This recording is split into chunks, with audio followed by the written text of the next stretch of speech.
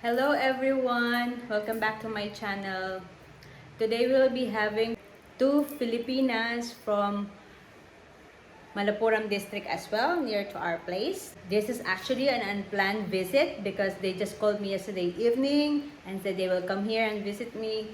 So today I woke up early in the morning to prepare the food for us, particularly Filipino food. And I asked my sister-in-law to prepare an Indian food for the husband and the kids who doesn't eat Filipino food. So let's wait for them till they come.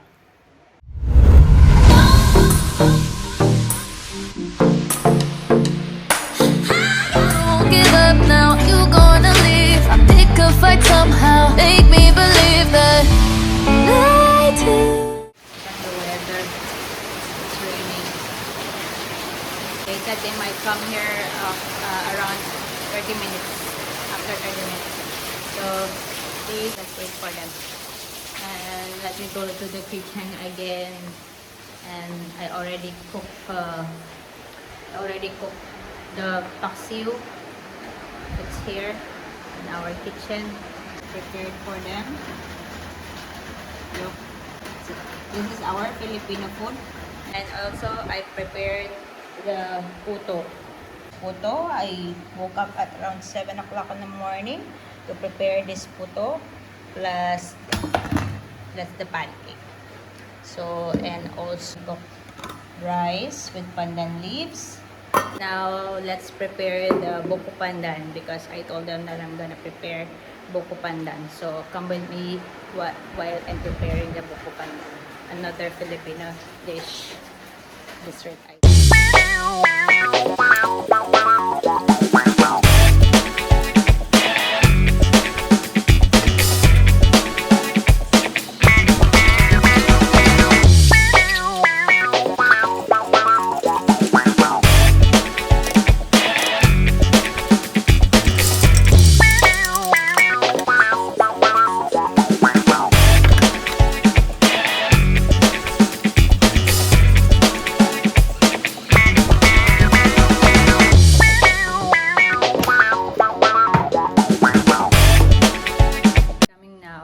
Waiting for them to reach here in our house.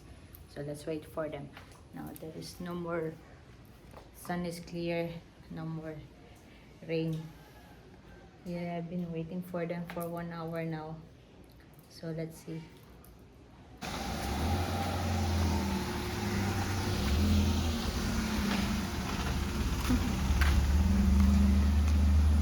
Today I have two friends here, Filipino friends. One is Shahana, she's from Kondotti, and Sarah Lisa, she's always here in our house. She's from Kotakan. So I will do Tagalog, the vlog today, so that you will be all comfortable in talking our language, which is Tagalog, because we're all Filipinos. Yes. So Tagalog na tayo. Tagalog na tayo. Nandito sila para dalawin ako. Surprise, walang plan. Tawag lang, punta kami dito. So, punta sila, luto. Eto, nagluto ako Filipino food. Today, si Sarah Lisa, kagagaling nga lang ng Pilipinas. So, nagdala siya ng kropek. Ayan ang kropek ko. Oh, di ba? Ang sarap na kropek. Tapiperito lang yan. Tapos, meron akong sausawan. Ayan. Ito, Filipino sausawan siya. Meron siyang chili, small chili or Thunderbird chili. Tapos nilagyan ko siya ng garlic at saka ng paminta. So, ito ang aming all-time favorite sausawan para sa kropek. Yan, combination. At saka fried chicken. Ano lang natin ng fried chicken. Kakaperito lang. At saka itong ating puto. Yan, ang puto natin. Tignan nyo ang puto. Sige. Habang ini-interview ko sila, kakain kami ng all-time favorite na Filipino food. So, sige na. Umpisahan na natin. Kain na tayo. Tapos, tatanungin ko sila kung ano yung mga buhay-buhay namin dito sa India at ano yung ba yung mga since si Shahana, ilan taon ka na nga ba dito? 2 taon pa lang siya dito, si Sarah Lisa. 9 years. 9 years ako, mag-aanim na taon pa lang. So, kakakalimatan ko pa lang ng Mayo. So, medyo bata, medyo nasa middle, at siya yung pinaka matagal na dito sa Kerala. Dalas ako sa kanila dahil dun sa ospital na MIMS, yung pinuntahan namin before, malapit sa kanila sa Cangguviti. So, kaya may lagi ako sa ito siya bago pa lang kasi bago pa lang yung bago pa lang siya kadarating dito at first time ko lang siya na-meet dito sa first time niya pa rin nakapunta sa amin at first time niya din ko din siya na-meet. So habang nag-interview tayo, sige na, kain na tayo. Kain ng puto. Actually, merienda na to. Kanina nag-lunch na kami. So hindi ko na pinakita yung lunch. Total tawag dito. Para ito informal na kainan. Pwedeng lapang. Lapang. Sige na, kain tayo. Kain kayo, dali. Dali, para ano yung anak mo. Ay, puto pala. Tama? Puto pala. Ako, puto. Puto. Gusto mo puto? O, di ba ang ganda ng combination? Puto at saka fried Fried chicken. Puto cheese. At And take note, yung fried chicken natin, crispy fried from Philippines. Tama! Yung kanyang, yung pang-breadings, no? Oo, yung breadings na yung crispy fried.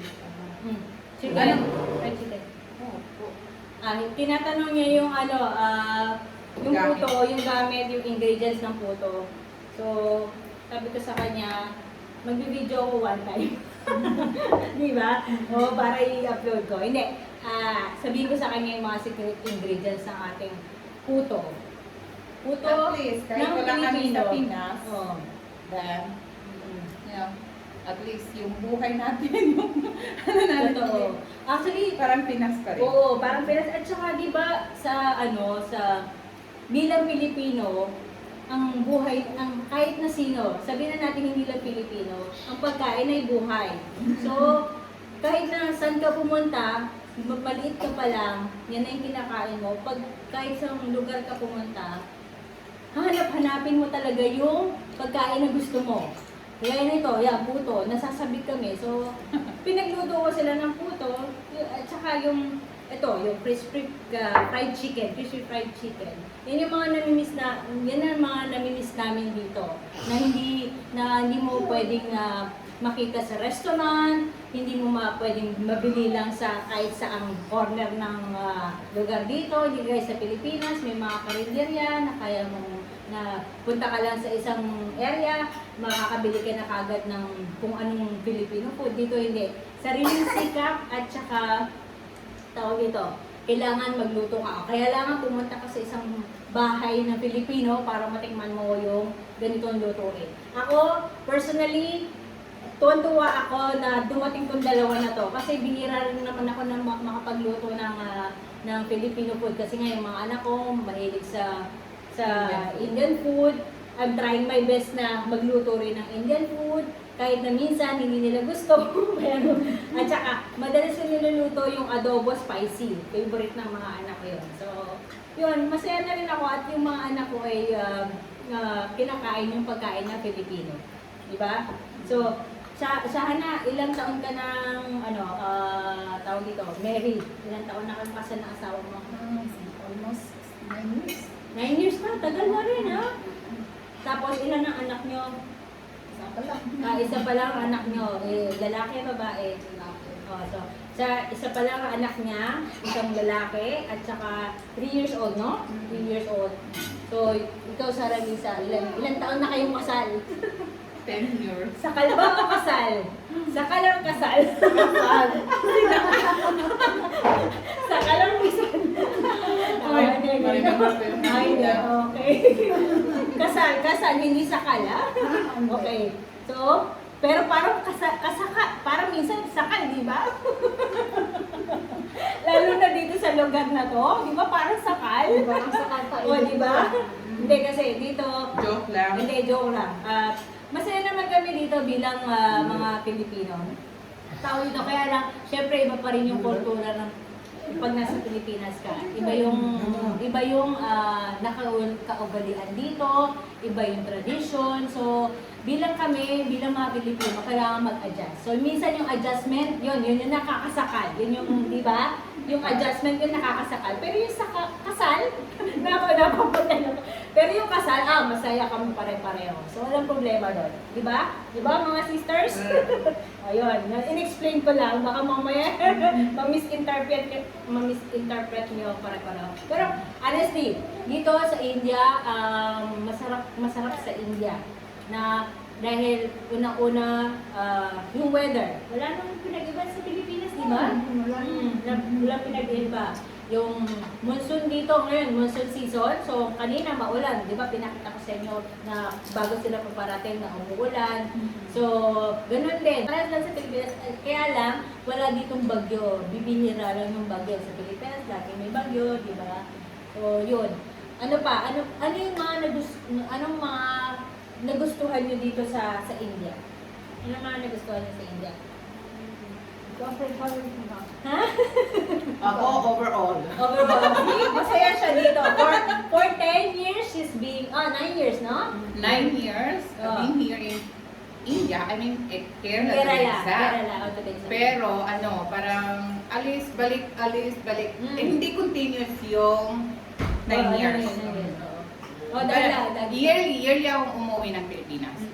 Actually, kababalik nga lang namin dito. Kaya nga, diba? Kaya may mga crispy fry, tapos yung Prope prope. ko, sa kanya galing tong prope. Ay, naku, ang sarap. Tapos, marami akong dinala. Bagoong gusto niya. Food is life. Diba? Food is life. Ang sarap, Food is diba? life. Di, masarap pala yung sausawan natin dito. Yung sausawan, di ba? Gawa ko yan. Actually, yung siling labuyo, galing kay Maribel. Andun sa bahay. Eh, kasi nga nagmamadali. Sinabi ko sa Ay, kanya. kahit saglit man lang 5 Huwag minutes, na magtampo. magkita kami. Huwag na magtampo. Huwag na magtampo. Kasi nga, di ba, sa corona. Ay, sa bagay. Minsan kasi, Oo. ingat-ingat din, di ba? Nang ano natin yung corona, hanggang ngayon, nandyan pa rin siya. So, mahirap na yung pupunta ka sa isang bahay, tapos pupunta ka naman sa isang bahay. So, ang Sadyang matigas lang yung ulo namin. Kaya nga, kami rin. Tigas ang ulo namin. Hindi, may vaccination na kami pare-pareho. So, wala nang problema. Pag may vaccination ka na naman kumbaga, matigas talaga ulo. Ganun na. Sadyang matigas lang ang Matigas ulo. Hindi, pag vaccination, wala na naman problema. Lalo na pag two dose, may 2 dose ka na, di ba? At saka libre yung vaccination dito, yun ang kagandahan. Sa Pilipinas, hindi ko alam. Sabi nila ngayon may bayad na yata sa Pilipinas, di ba? Parang pahirapan yata sa pagkuha ng pahirapan sa pagkuha ng vaccine. Oo, gano'n. Suka pa. Alam mo, gusto ko yung chicken with the suka. Alam ko yun, bro. Kain pa. Ang sarap ng suka, oh. Ang Grabe. sarap ng suka. Suka. Suka is life. Sarap. Sabi mo, buto-buto. Oo, buto-buto masarap. Uy, pareho pala tayo. Yun yung hilig ko, yung mabuto-buto. Sa susunod, pagpunta nyo dito, magpuputsinta ako. Ako po'y taga Bulacan. Sila po'y taga Maguindanao. So, Taga malayo. Mindanao ako, taga Jensen Oh, siya. Mindanao Island sila, pareho. Di ba? Mindanao, tama ba? Yes. Ako ay taga Luzon Mindanao Island. province. Island, di ba? Di ba Luzon, Province. Luzon, Visayas at Mindanao. Province, di ba? Opo. Nalito na po kami pare-pareho dahil hindi na namin maalala kung province ba ang Mindanao or island. Ay, no, Maguindanao At pala. Mindanao. Oh, yeah, Maguindanao province. Province? Okay, sorry. Maguindanao province to be exact pala ako. Okay, so siya taga Jensan sa ano ni Manny Pacquiao, di ba? Sa ano ni Manny Pacquiao. May popular pala tayo, may popular pala tayong ano dito kasama taga Jensan. So, sila ay malayo sa aking isla na ako'y taga Luzon, taga Bulacan. Sila ay taga Mindanao. So, talagang ano po sila, mga Muslim na lumaking Muslim. So, kaya ganyan sila. So, pero ang pagkain din namin is magkaiba, di ba? Sa Pilipinas, magkaiba kasi iba-iba yung mga delicacies kanya-kanya. Pero, pag pumunta sila sa Manila or sa Katagalugan, ang tawag doon, sa Katagalugan, pare-parehas na yung pagkain namin yan. Crispy fried chicken, tropik, at saka mga puto, yung mga kakanin. Oh, yes. Actually, I love Sa kakanin. kanin din, Sa kanin, parehas din. Hindi kagaya dito magkakaiba ng kanin. Ang daming variety ng kanin sa Pilipinas, Yes. mga ilan lang. Tsaka masarap talaga. So, yun. Kaya kami magkakasundo, siyempre Pilipino, isang dugo, isang lahi. Di ba? So, at saka masaya talaga. Iba yung feeling kapag kayong nakakakita ka ng kapwa mo. Ng kapwa mo Pilipino. Pilipino. Yung stress mo ba? Grabe, ang stress, wala. Di Yung ba? happiness mo to the Oo. highest level. To the highest level. See? Galing na sa kanila. Hindi na ako masasalita. Iba yung Uy, feeling, ako, di ba? marami na akong namimit Oo. dito na mga Pilipina. As in, pinuputahan ko talaga. Magta-travel pa kami niyan, mga 3 to 4 hours para lang mapuntahan sila. Pero because of the COVID, Yeah, hindi na. wala. Mm. Hanggang dito lang muna, 40 minutes drive. Yeah, from here. Yeah, from my place to her place. Kaya, Uy, pabalik-balik na ako dito. oo, ilang beses na siya, nagpabalik-balik din siya. Si Shana is bago pa lang. So, First time. babalik at babalik yan din dito. Lalo na pag ganyan yung pagkain ko. Sarap. Yan ang babalikan niya. Diba? Ay, si Sarah Lisa, binabalikan ang pagkain ko. Uy, ang dami ko na nakain. Niluto Oo. niya ako, chinta. Oo. Ginawan pa niya ako ng fresh lumpia. Oo, Luto. Mm. Yes, ano yun? Yung parang puti na yung palabok. Palabok. Exactly. Palabok. Ay, nako. Palabok. I Binigyan don't know niya- exactly how to pronounce Binigyan it. niya- Palabok or Wala, palabok? palabok. Oh, yeah. Binigyan niya ako ng cropek. So And- sabi ko sa kanya, hindi niya ako sinabihan. Pwede akong magmalabok. Kasi yan ang ano namin, nanay ko. Nanay ko, shout out sa'yo. Ginawan pa ako I think that was the second time I been here. Ginawan mo ako ng fresh lumpia and palabok. Yes, and then ano pa siya? Take Take home! away. Take home pa siya!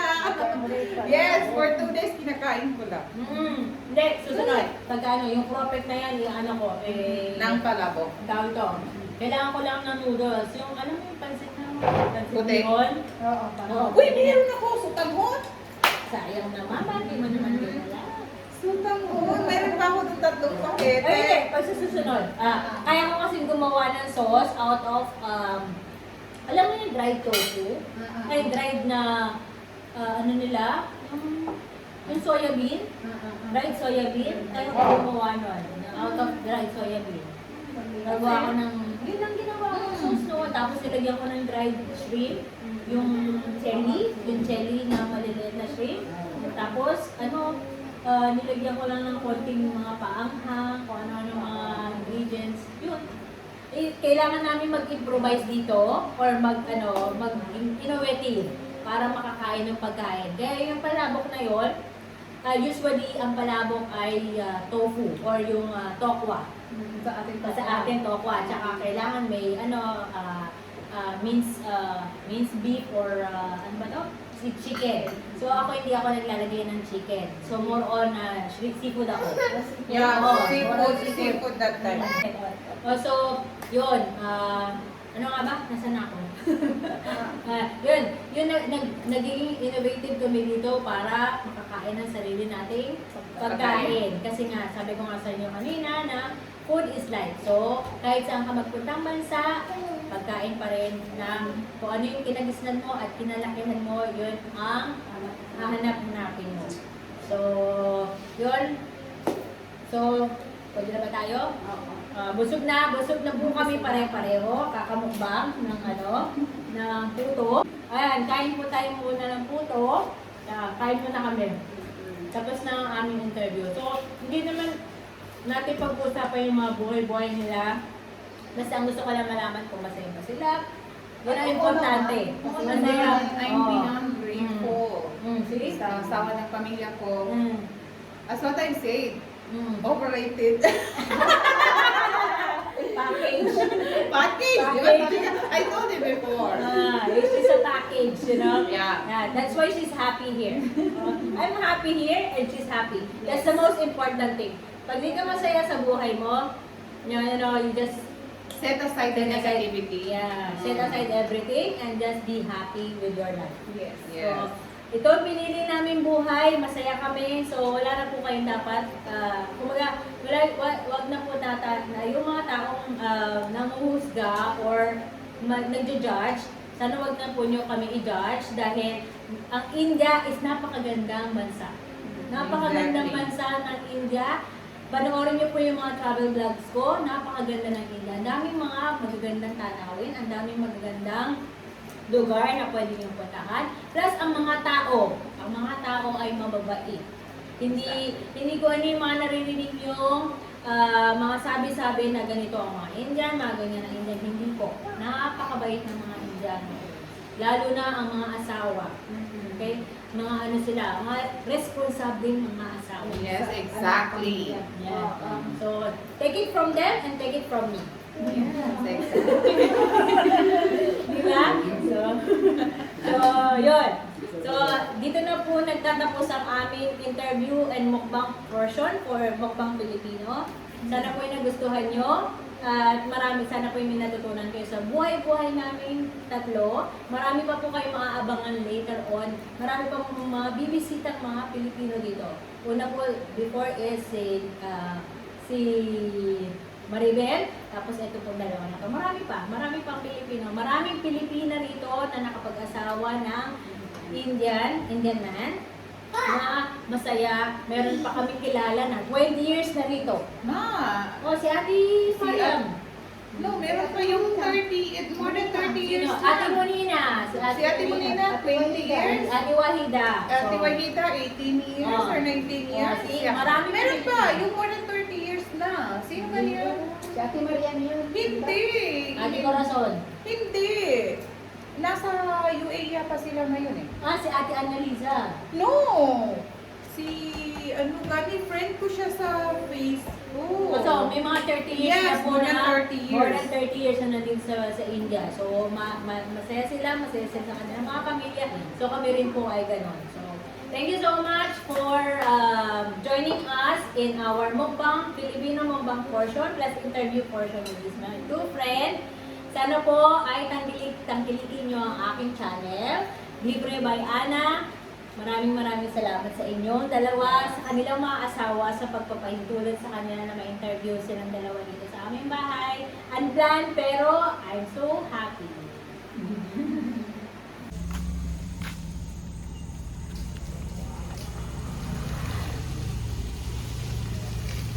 Already evening. Sorry, it's DJ.